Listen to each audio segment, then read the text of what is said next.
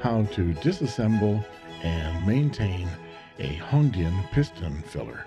First of all, jolly well get this marvelous Hongdian wrench, and then jolly well go ahead and use that wrench on the piston to take it apart, maintain the pen, put it back together again, so you'll never have any issues with your piston filler again. Hello,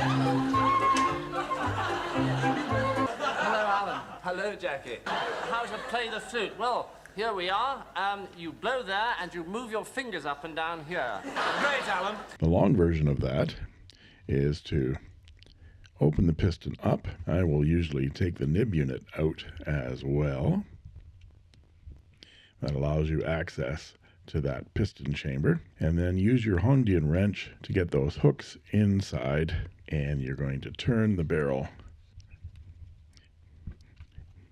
And then you can pull the piston out. You can unscrew that piston unit. Take the piston knob right off. Take out the screw. And then you have the collar or the sleeve. And you can take the piston off of the rod, and there are all of your pieces disassembled. To put it back together again, simply push the piston onto the piston rod, very light rubber piece, put the screw into the blind cap, put the collar over top, and screw it down until you can't see the threads. So right there, just about there, you need that gap.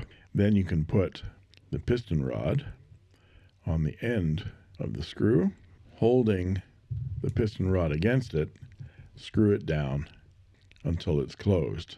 You should have a small gap of about 3.7 millimeters at that point. Then you can add some silicone grease to the piston and push it back into the barrel.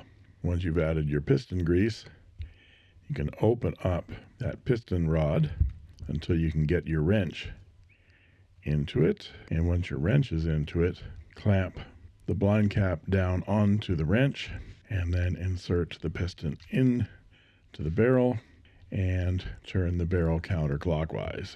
Then you can release the blind cap, remove your wrench, and close the piston all the way down. That should give you the maximum amount of travel for that piston.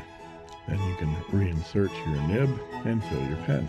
I made this.